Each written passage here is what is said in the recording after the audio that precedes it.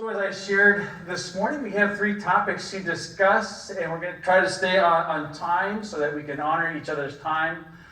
First is going to be a report from your lay members of this congregation who attended annual conference. So you'll hear a little bit more about what took place at that annual gathering of United Methodists from across Michigan. Hopefully get a sense of what the church is doing beyond Midland First and what we are a part of by being a United Methodist church. Next, we'll hand things over to Brad, who serves as the vice chair of the Strategic Leadership Council, and he will be sharing a report on behalf of a task force that is coming together to address the recommendations we received from the Lombard Mennonite Peace Center as part of our healing process. And then I will wrap up the day with a presentation about appointment making. How is it that clergy are assigned within our denomination? So with that, I'm going to invite our lay members of annual conference to come forward. We're going to be showing a video at the start, so you might sit on the front bench here as we show that video. But representing our church as our lay members of annual conference this year were Joe and Jeannie Fiore. They aren't with us this morning because they are serving Sunday Friendship Lunch, so we'll be mindful of that. Also attending annual conference on the congregation's behalf was Denise Link. This was her first time at annual conference.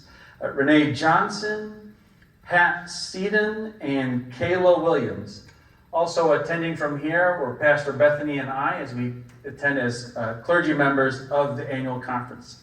So to begin our report, we're going to share a video that the annual conference has put together. If you've attended annual conference, it's going to look familiar. If you have not, hopefully it gives you a sense of what takes place in these 3 or 4 days.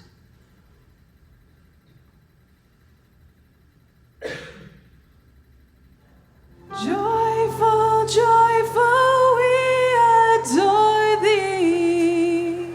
God of glory, Lord of love. What a gift it is to be gathered here, face to face and heart to heart for these next few days. Hearts unfold like flowers before thee. We've come together to worship, to remember those and give thanks who have walked on before us, to honor those stepping into retirement, to celebrate new callings through commissioning and ordination. Opening to the sun above. If you're able, could you rise and let's sing joyful, joyful, joyful, joyful, we adore thee, God of glory, Lord of love. Hearts unfold like clouds before thee, opening to the sun above. Melt the rose of sin and sadness, guide the The world is not yet God's dream for it. There is too much violence, too much hunger, too much hatred, too much of people seeing differences and ignoring common humanity regardless of ethnicity, citizenship, gender, or who you love. There remains spaces for Christ to grow into the world. So rise up in the power of the risen Christ and be God's unfinished and undaunted people. Amen. We're an unfinished church. Yet we as Wesleyans have in our very DNA the work and the tools to grow up.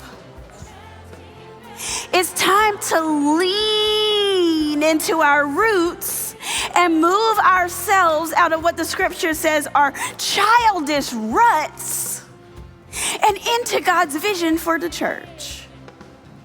Maybe the Lord is blessing you with fresh vision. Maybe the Lord is giving you fresh wind and fresh fire and an opportunity to reset in the Holy Spirit. Maybe the Lord is giving you a blank slate.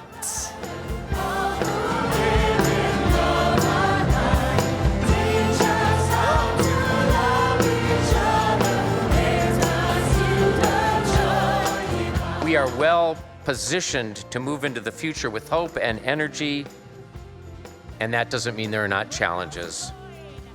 Being a spacious annual conference remains one of my aspirations.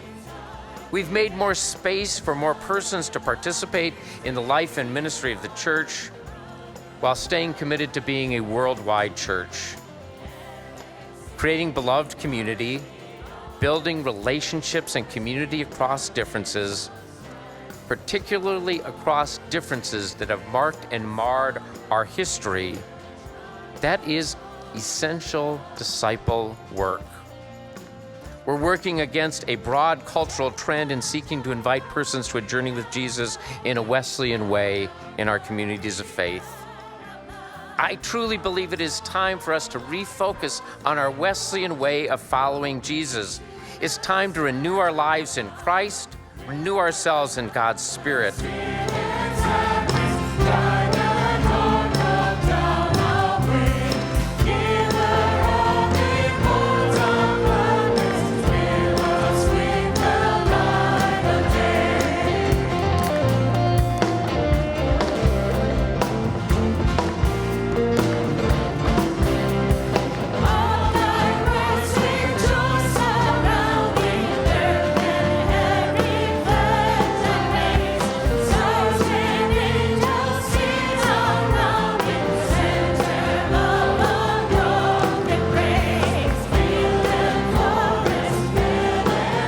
The most important thing I want to say, again, is thank you. Thank you for your participation in ministry shares. For those of you whose churches paid 100%, thank you. For those of you working so diligently to increase your participation, thank you. For every dollar you have given for ministry shares, thank you. I know that you are, as Michigan United Methodists, generous people. We are the #1 conference in the North Central jurisdiction in giving to the advance, and I celebrate that with you. You get to vote it up. You get to vote it down.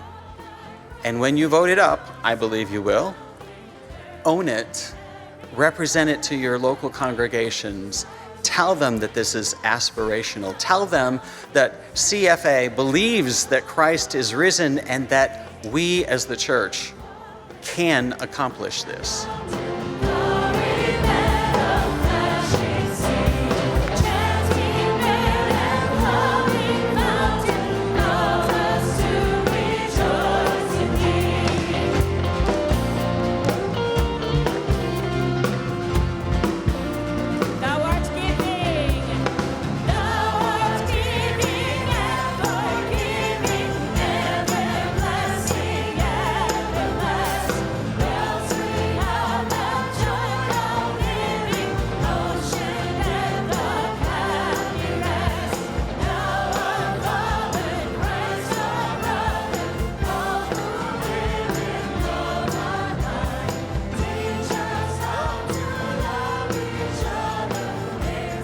Friends, I am grateful for your ministry.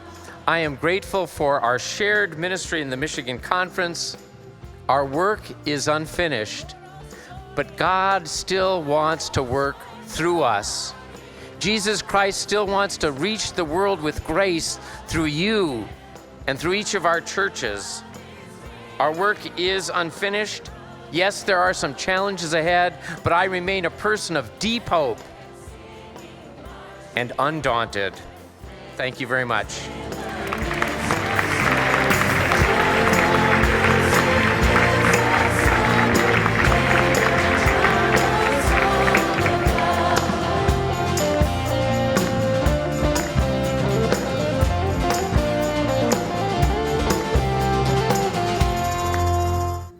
Right. I'm going to invite our lay members of annual conference to come on up. Pastor Bethany, I invite you to make your way forward if you're able. And we can share the front here.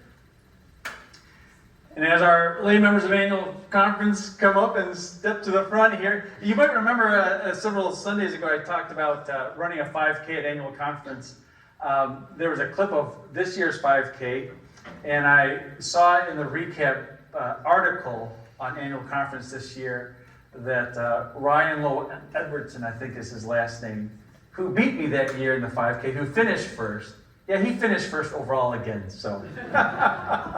And I did not get any faster, so I think I would have ended up with the same results.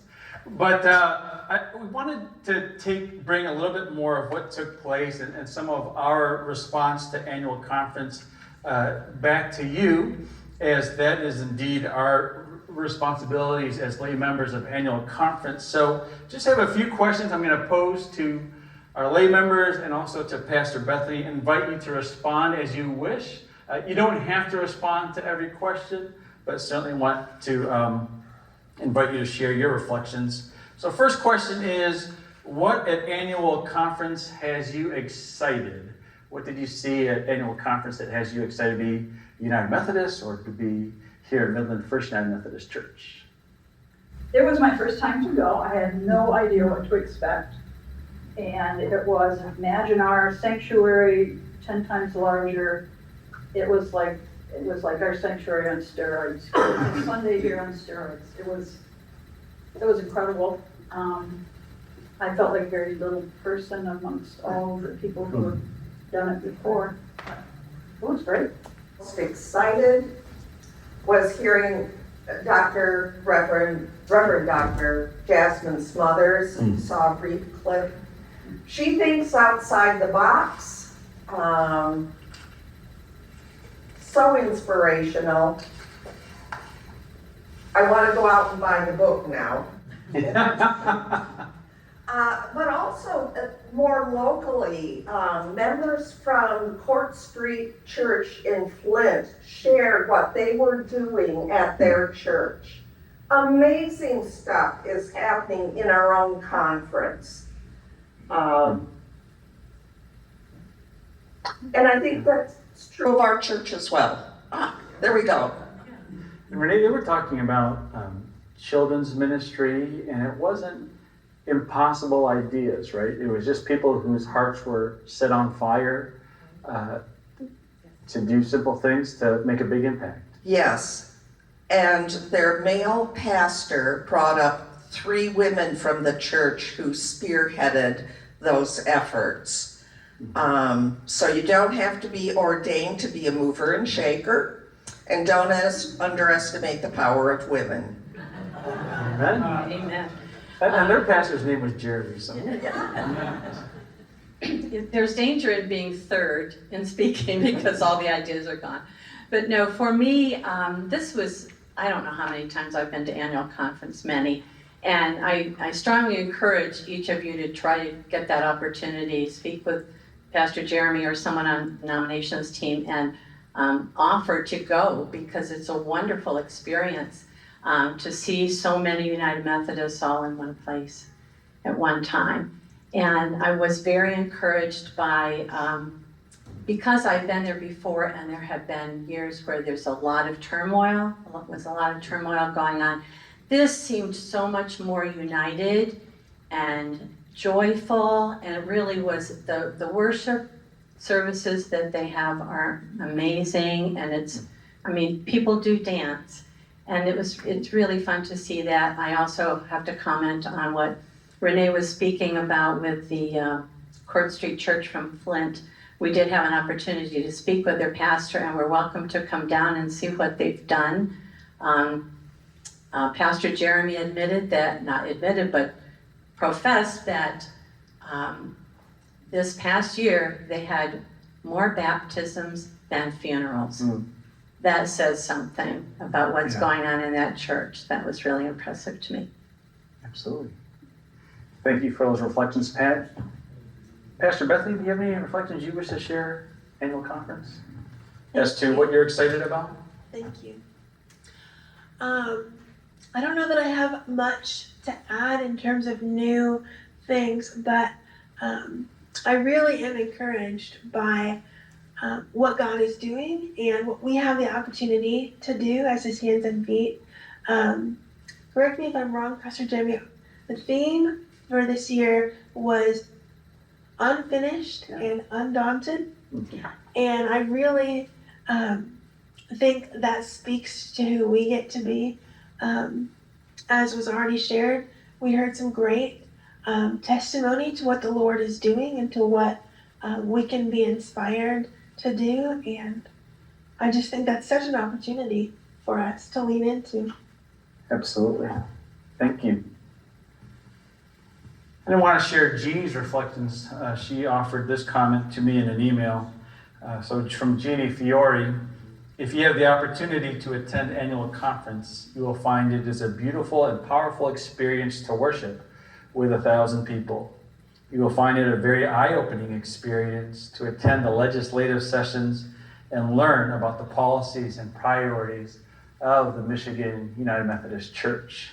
And so, good reflections from up front and from Jeannie, and can hear what is we found it inspiring. So as Pastor Bethany just lifted up, the theme for annual conference was unfinished, and Bishop Bard, I suppose he has that ability to add the word undaunted to that theme. So unfinished and undaunted. So my next question is, seeing the work of the United Methodist Church at annual conference, what left you thinking that our work is unfinished? Might be work as Midland First or work as an annual conference.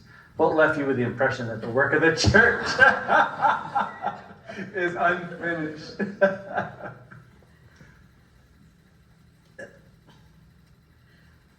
Legislation is an important part of annual conference, and one of those things I rediscovered since it had been a few years since I last attended. We were still Detroit Conference then, so it's been a while. United Methodists really get into the weeds. They know Robert's rules inside out and points of order, and but as the video mentioned, we had to take votes on that historic votes that took place in Charlotte last May, a year ago May. And we don't know the results yet. They probably are coming this fall, I think. I haven't seen. So, you know, becoming a region of our own, becoming a more welcoming denomination, that vote is not the end of the discussion. It's really only the beginning, because we have to put all of that into action, not just words. Absolutely. And as you heard Bishop Bard speaking, there's a lot going on in this world that we need to work on. And that's where the unfinished part certainly comes along. And we are undaunted as a church in facing those issues. Something that you might want to know about that Renee hasn't mentioned is that she had a specific issue that she was very concerned about, brought it to annual conference, and it was presented and voted upon. So one of you can do that very thing if there's something that you feel is very important for our church and for our country. You can just do that. And it was an interesting process. The legislative process can be baffling, but as Renee said, they have it down to a science. And sometimes you want to just go have lunch, but it's necessary, and they do a really wonderful job of that. But I feel that as far as unfinished, I think our church in itself, we know what's unfinished within our church and outside our doors, and we step forward with great ability to help, and that's where our missions are so important. And as you heard Bishop Bard talk about, we used to call them apportionments. They're now called ministry shares that each church sends into the conference. And we are one of those churches that pays 100%, and you can be really proud of that, because it's very important. Thank you for sharing that word, Pat. Pastor Bethany, about the unfinished nature of our work together. Thank you. Mm-hmm. I really was inspired by Court Street United Methodist and the things that God is doing there, and the ways that their church is similar to our church. And so it reminded me that God is always up to something. He's always up to more. I think of Ephesians chapter 3, verses 20 and 21, where it says, He's able to do more than we ask or imagine. And I was inspired by that because we are doing incredible things. And it's such a gift to be a part of that. But it allowed me to dream about what more is God calling us to? What more does He have for us that we might not yet see? And I just encourage us to keep praying, keep asking, keep knocking, because He's not finished with us, and He calls us to deeper and broader things, and that's exciting. Absolutely. It is exciting, and we know that Jesus has not yet returned, that we have work to do.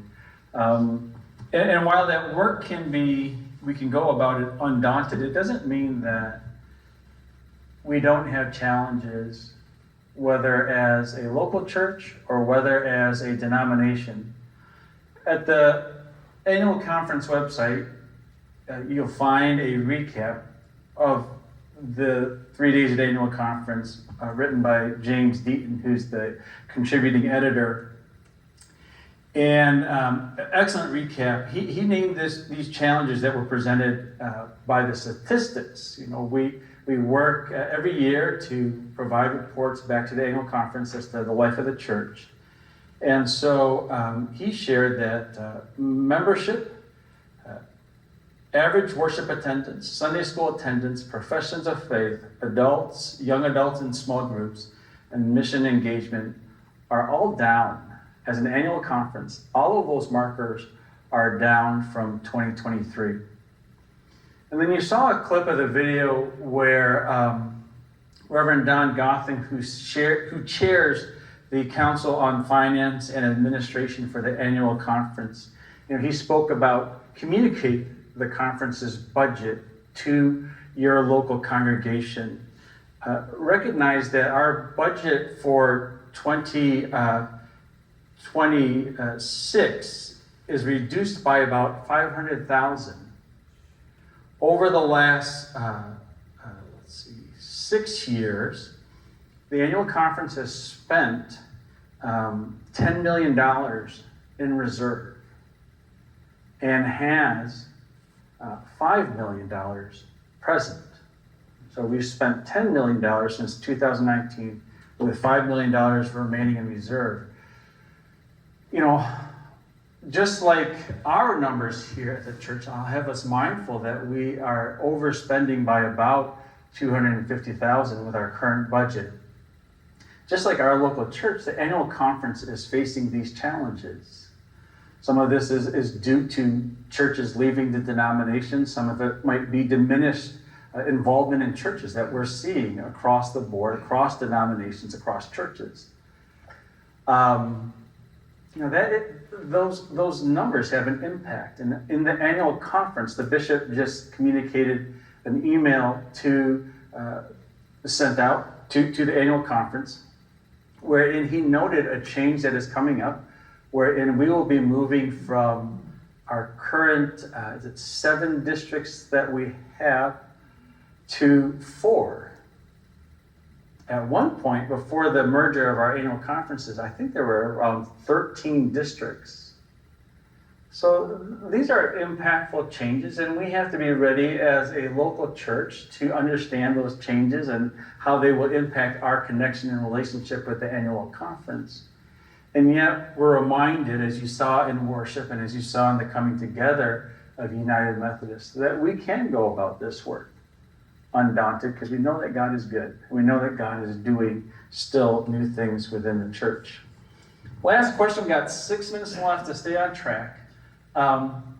Your biggest takeaway from annual conference. What's your biggest takeaway if you wish to share? It's all a big takeaway. The Sunday morning, the service Sunday morning where all the ordinations and I don't understand yet the different levels of deacon and this and a that and who can do what. So that was very interesting. The one thing I thought when I watched these very young people being ordained that morning it's way more than just standing at the pulpit and giving a sermon. To run the administrative part of running a church and the finances and all that stuff. And I thought, these young people, wow. I sure couldn't have done that at that age. I probably couldn't do it now. So that was a big takeaway for me.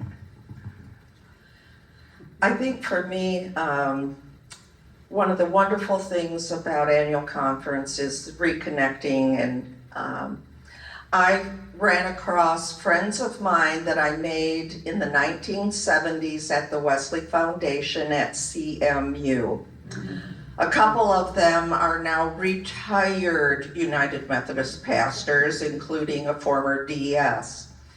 But what you saw, all the hugs, genuine. I got a hug from Jung, I got a hug from Ann, I got a hug from George Coventry even. I mean, amazing stuff.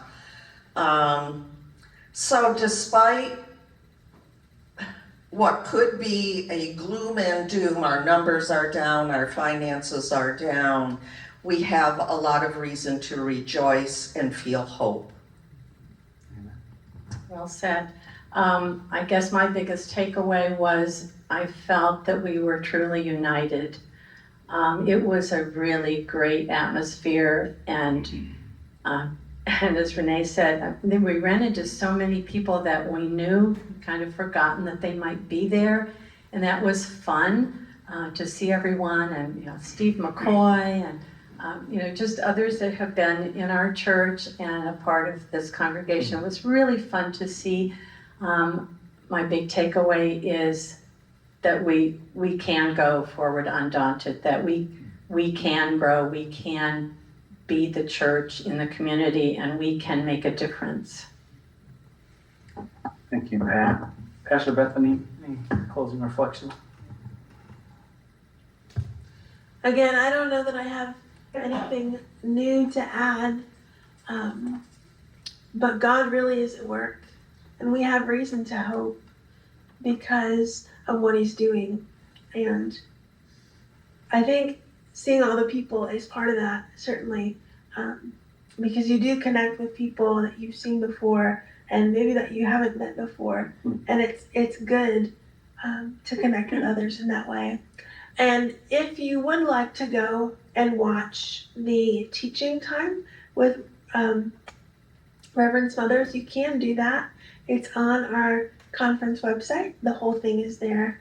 And I would encourage you to do that because I think the biggest takeaway from that particular teaching moment is how can we invite others in? How can we anticipate the needs of our community and of our congregation? And I think that's a great question to ask as we look towards the future and towards what God might have for us. Absolutely.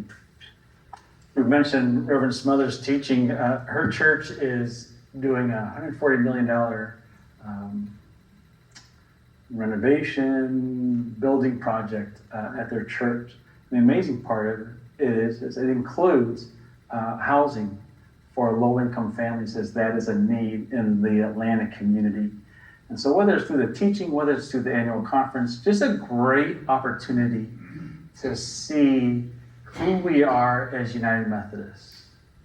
It's easy to have our focus here because this is our most direct connection with the church. But it's a great reminder at annual conference what we get to be a part. And what I would bring back to the church here is that Midland First remains an important church within the annual conference. Pat mentioned Reverend McCoy. This church has equipped people and sent people into ministry. I think of Len Clevenger, I think of Don Mosier, who was here while I was here, and people who've gone into ministry. This church continues to equip people to do ministry and continues to be looked at as one of the important churches in the annual conference. So bring that back. I can't emphasize enough how much courage it takes to go to annual conference for the first time. There's so many nuances to figure out, and I appreciate Denise's willingness to say yes. And if somebody from nominations happens to call you and says, would you like to be a lay member to annual conference, I hope that you will hear this. Remember this presentation, or if you are interested, please contact myself, Kayla Williams, who serves on nominations as the vice chair. Let us know of your interest to be a lay member of annual conference. Can we thank our people who went on our behalf? Thank you much. Thank you for sharing. Next, we're going to hand things off to Brad Barr. As I mentioned, he serves as the vice chair of our Strategic Leadership Council and will bring word from a new Way Forward task force. Brad? Right. Yeah. Presentation up. Yes.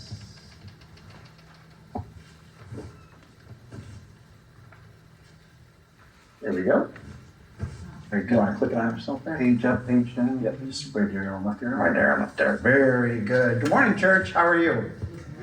Good. Great to see everybody. And I want to second Jeremy's comment he made from the beginning that so great to see all of you, spending that extra time here after worship service to continue to be engaged in what we do here at Midland First. So we appreciate everybody's time. A beautiful summer day. To be with us and to stay engaged in what we're doing with the SLC. So I'm here to talk about really the next steps in our healing process that we began earlier in the year, something we're calling the New Way Forward effort or task force.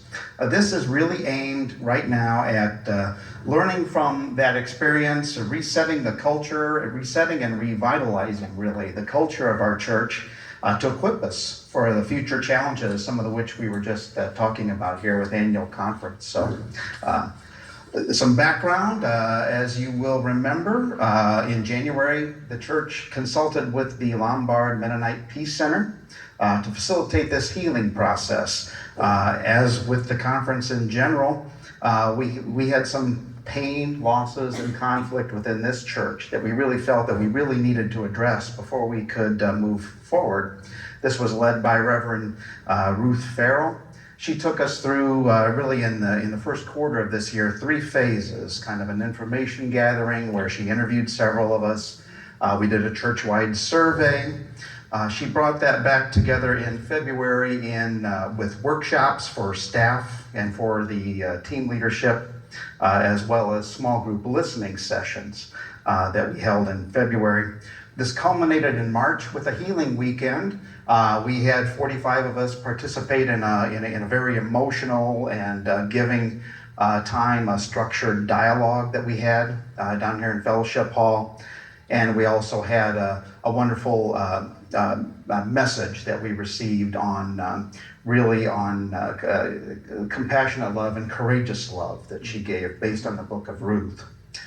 Since that time, she has issued to us a final report. Hopefully all of you had a chance to look at that at one point in time, with recommendations there for resetting our culture here with a focus toward the future of the church.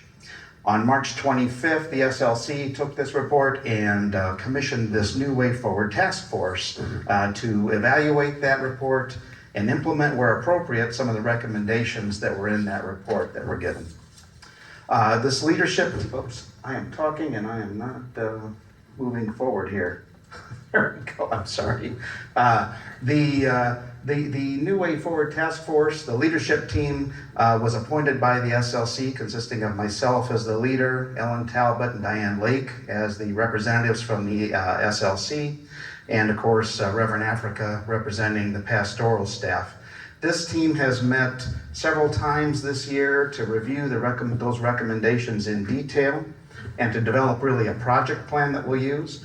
But now we're to the point where we're recruiting additional team members from across the congregation and staff to help us do this work to implement these recommendations. Some of those tasks are kind of just do it things like, hey, make visible our organizational structure on the web, for example. Who does what? Make that a little bit more visible so that we can understand better how the organization works.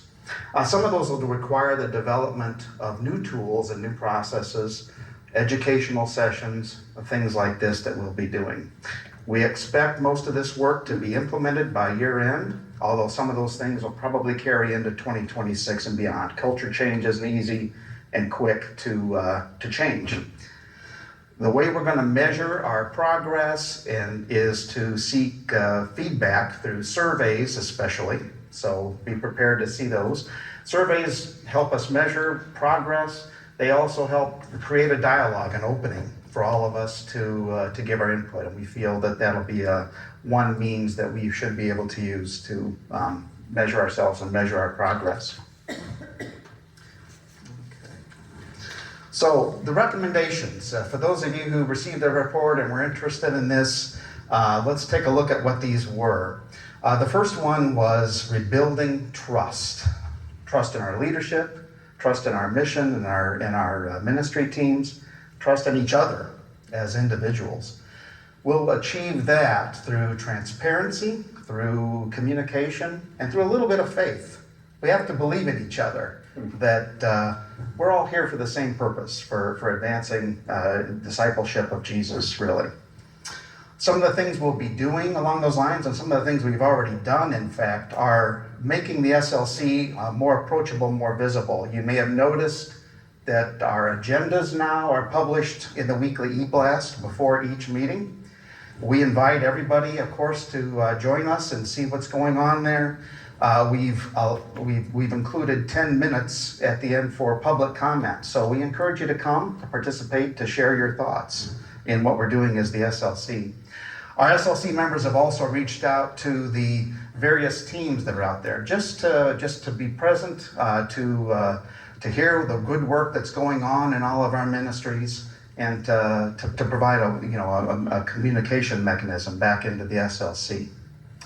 Another thing we're doing in the trust area, those of you who have participated in Healing Weekend know that she used what's called a circle process to conduct, to understand and get feedback from each other.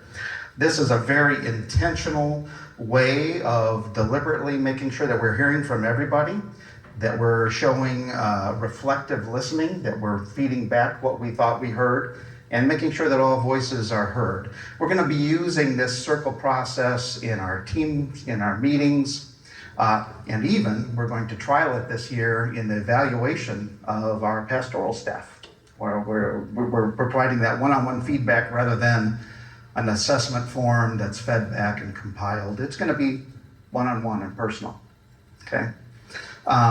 We're also utilizing these town halls as a forum for communication. That's part of what we're doing. We're doing these quarterly. Make sure that what's going on in the church is available to you to communicate, and also a chance for you to listen and to feed back to us. So lots of elements about rebuilding trust. The second recommendation is around establishing a behavior covenant and looking again at our conflict resolution process. This is just a set of expectations we should hold each other to on the way we should behave as a church, just a written set of the way we intend to act as Christians and the way we would want to behave. We'll have this available, we'll utilize it in meetings and develop that. How many of you know what the church's conflict resolution process is? Just as a show of hands.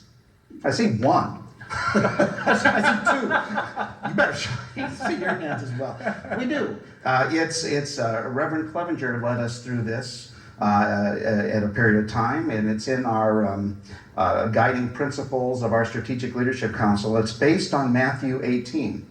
So we need to do some more education around that, make sure that people know it's out there, know how to use it, and do use it. And whenever in those times, because as we know, conflict is inevitable. We're going to have to use it at some point in time.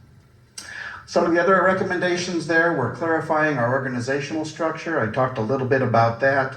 Another thing we're doing is we have many teams that work together in ministry. Sometimes there's overlap in those teams. And where that occurs, we need to make sure that we understand clearly who's doing what. An example of that was our SLC sitting together with our treasurer and our accounting team and just say, hey, regarding the finance campaign that's coming up, who does what? Who's responsible for what in that situation? And we go through a process where we establish roles and responsibilities. So we're doing a lot of work in that space to clarify those things. The next recommendation was around embracing our mission in today's world. A lot of the pain and loss that was expressed in the sessions were, oh, we missed the good old days of angels and at the Christmas pageant and things like that. And those are things that we need to celebrate. But we also have to recognize that the world has changed. It's a different world, especially these past 5 years after the pandemic. We need to reevaluate our mission and apply it to today's world and where we see the church going in the future. So this is really kind of the visioning aspect of the church. And of course, Reverend Africa will be leading us in this effort. Last but not least in those recommendations were some things about understanding our connections with the United Methodist Church itself, how we interact with the district, with the conference. You just heard a wonderful discussion of how we do that at annual conference and the relationships we have within the conference and with the bishop and with the DS. We need to continually look at strengthening those relationships. The appointment process, you're going to hear about that today. There was a lot that we learned in the healing effort about, hey, we really don't understand how ministers are appointed. What's the church's role in that? And Jeremy's, as part of our actions here, is going to lead us in that discussion today. So there's some things we have to learn there. Last but not least, as I was interested in Pat's comments about how you went to an annual conference and there was a lot of turmoil. We all know that the denomination itself has had a lot of turmoil over the years. It's exciting to hear that you felt that we're seeing some more unity now going forward. But we as First United Methodist Church have to find our own place within the United Methodist Church following the general conference news that has come out, especially with respect to human sexuality. That's something we have to address together as a church, and that's something that we will, not necessarily through this task force, but it's something that we need to address overall to heal. Okay. Next steps for us, build our team, and also, as Jeremy mentioned, this appointment process is something that's one of our actions that we want to make sure that everybody understood. Expect to see a survey in the near future, and we really need your input and so that we can understand where we are and where we need to go, and then continuing the work of the task force. So, thank you, Brad, for bringing that report and for leading up this effort. I know I want to stay on time, but at the same time, I want to open up for a few minutes. Any questions you might have for Brad as he leads up this task force, the work that Reverend Farrell identified for us through the healing process? So any questions for Brad or myself? Yeah. Rosemary, I'm going to invite you to speak the mic so that people online can hear you and that we might respond to your question. Yes. Mm-hmm. So I guess my question would be, what's the number one thing that you need to start working on immediately? The number one thing I think is this trust issue, rebuilding trust, keep getting the communication lines open, making sure that everybody understands what people are up to and doing. Okay.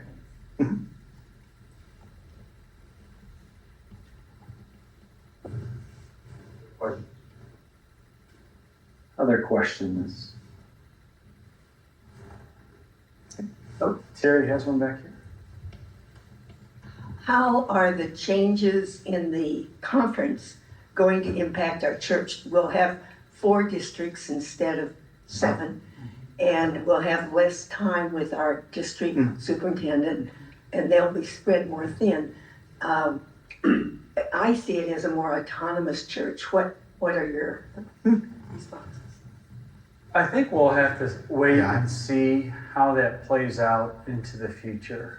I think it really speaks to, Terry, also that the connection that we shared, that we spoke about as being vital, will have to be that much more intentional on the part of local pastors, local churches, for us to live into this connection, because we are taking fewer resources and trying to spread it out even further. So I think at the end of the day, it will take living into it to see what it looks like.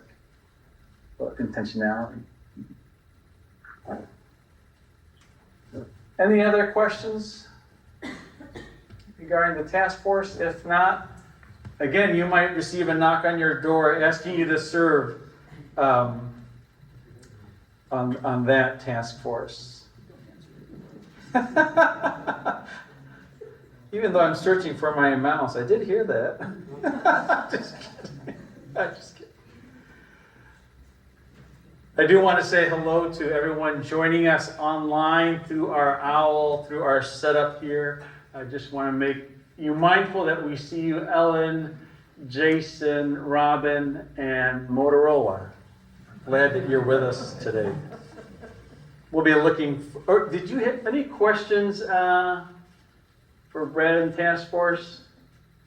If so, maybe raise your hand electronically. All right. Seeing none, we're going to move forward to the United Methodist appointment making process. If you've been a United Methodist for a long time, you might be familiar with the word appointment, and so no explanation is needed. At the same time, if you haven't been part of the United Methodist Church, that word might be new to you. Know that we'll use it often here, but what that means is simply the process through which a pastor becomes assigned or becomes the lead pastor, associate pastor at a church. So understand that when we use that word, that is what we are referring to. And so along with Brad's presentation, there's my presentation as well. So all of these slides are available here. I also meant to bring the portion of the Book of Discipline that provides wording on this process, and also guiding principles from another annual conference. Now, it should be noted that that source is coming from I think it's the Mountain Sky Annual Conference. So understand that that resource is not coming from our annual conference. That is their way of living into the Book of Discipline.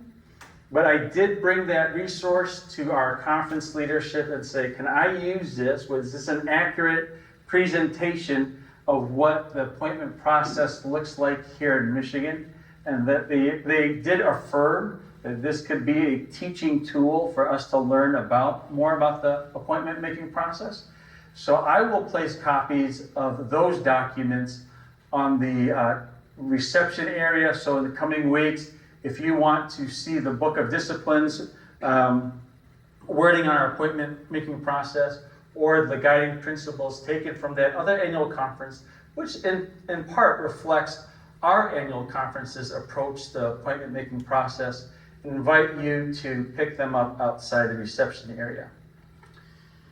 So I'll share with you that much of what I'm going to share comes from either the Book of Discipline, the resource I named from the Mountain Sky Conference, which covers, believe it or not, 4 states and a little bit of Utah. And it also comes from my experience, so 20 years of experience within this appointment making process. So in addition to truly the work of the Holy Spirit and the work of many faithful individuals, we should understand that the United Methodist appointment making process has 2 important facets to it: open itinerancy and the process itself. So, open itinerancy, taking from the Book of Discipline, means appointments are made without regard to race, ethnicity, gender, color, disability, marital status, sexual orientation, or age, except for the provisions of mandatory retirement. And so, this is an approach to the appointment process that is both rooted in justice and rooted in who we seek to be as United Methodists, believing that as the people of God, we are one. Understand that while this is our approach to appointment making, that at times this is aspirational.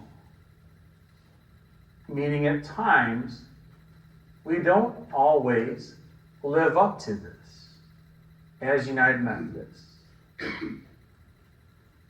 At times, churches struggle having a female pastor appointed to them.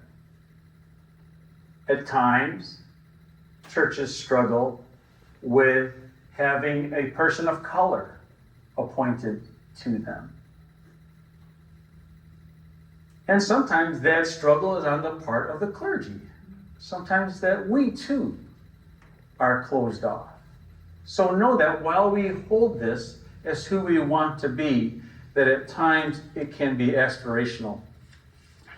I meant to mention as I go through this presentation that I thought it'd be best for me to go through the entire presentation and then invite questions afterwards. So understand that underlying this process is this value of open itineracy. So moving on to the appointment making process itself. This is coming from the guiding policies and procedures of the Mountain Sky Conference, again affirmed by our annual conference as mirroring our approach to the process. They state the Cabinet's first priority is to discern the best fit of pastoral leader and congregation based on the mission, vision, and needs of each congregation through a consultative process with congregations and pastoral leaders.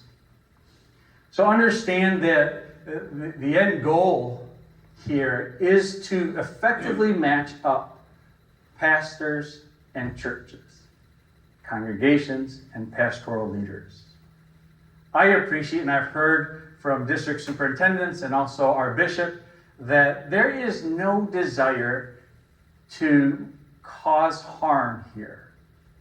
The bishop doesn't want to appoint a pastor to a congregation that will not receive them, nor do they want to appoint a pastor who doesn't want to be at a congregation. At the same time, can some of those mismatches be opportunities for growth? Yes.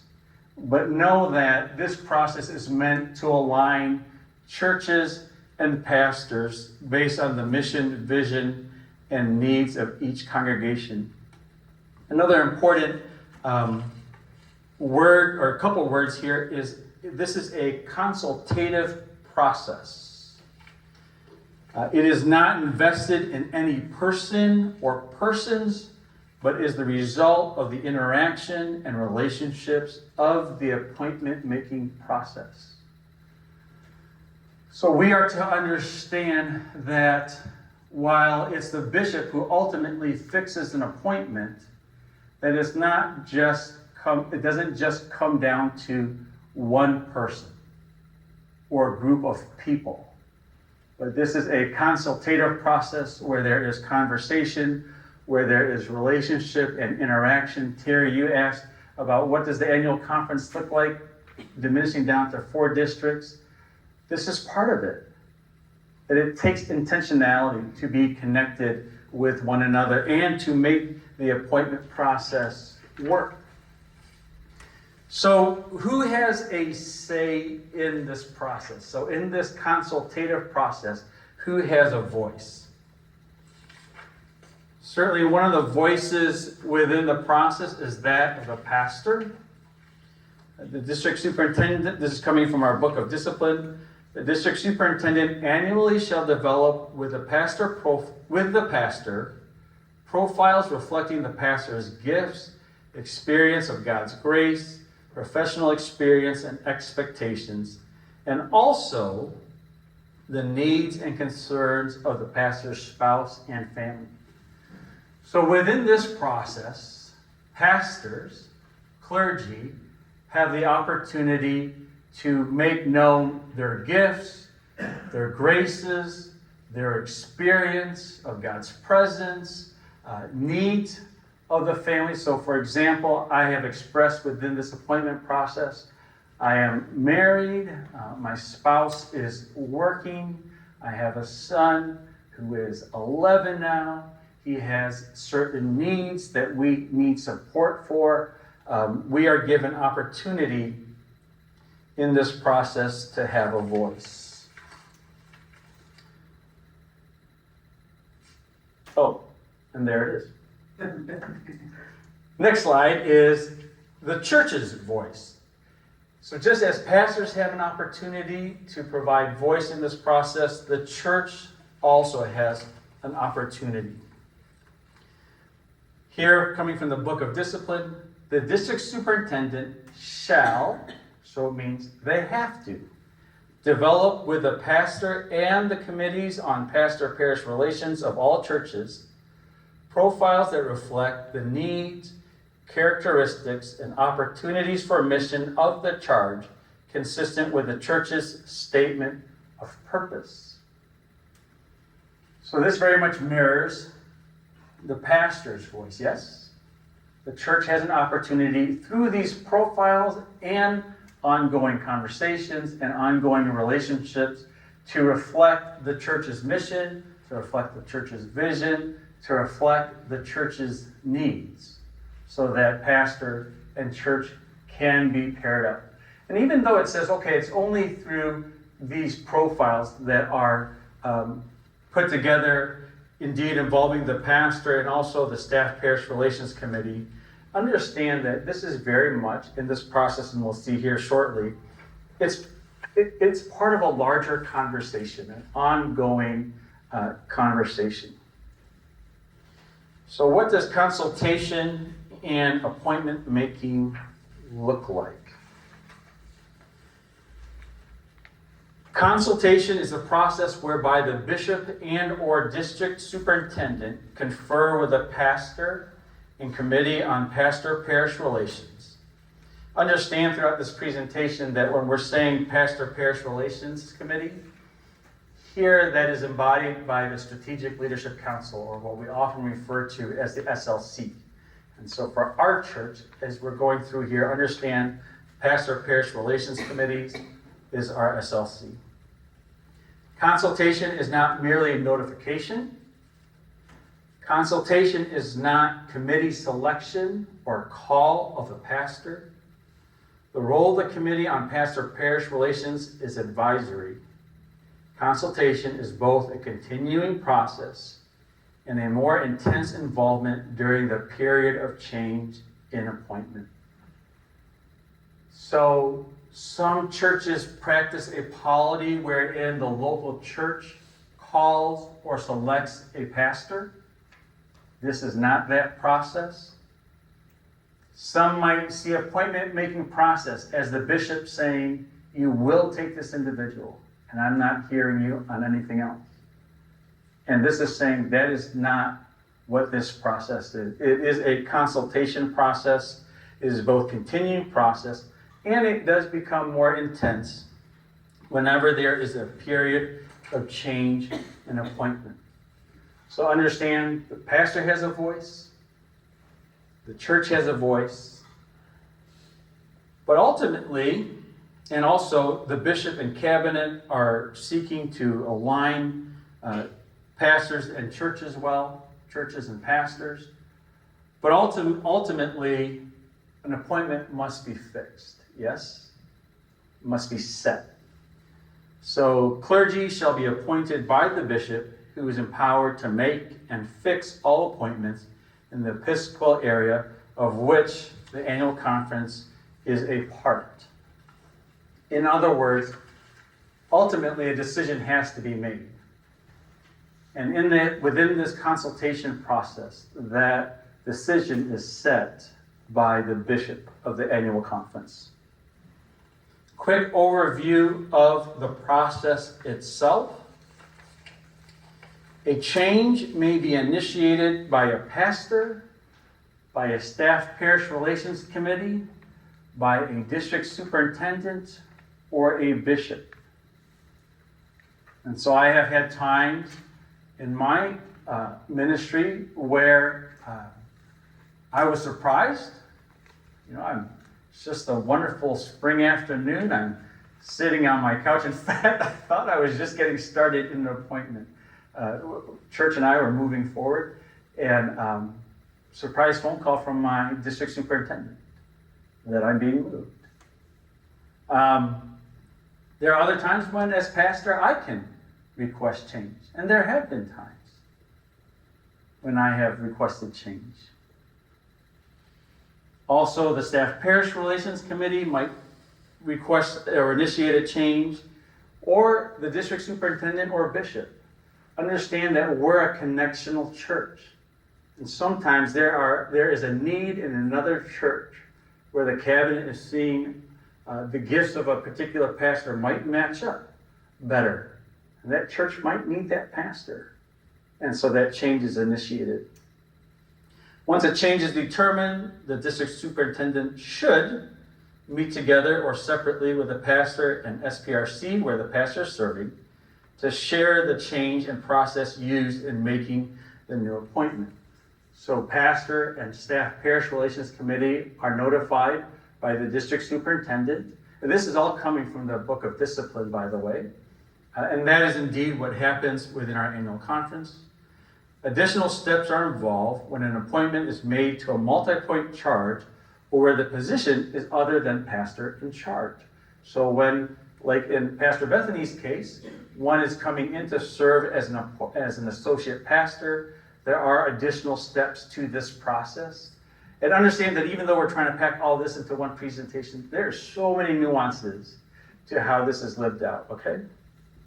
The district superintendent shall confer with the receiving staff parish relations committee about the pastor being considered for appointment.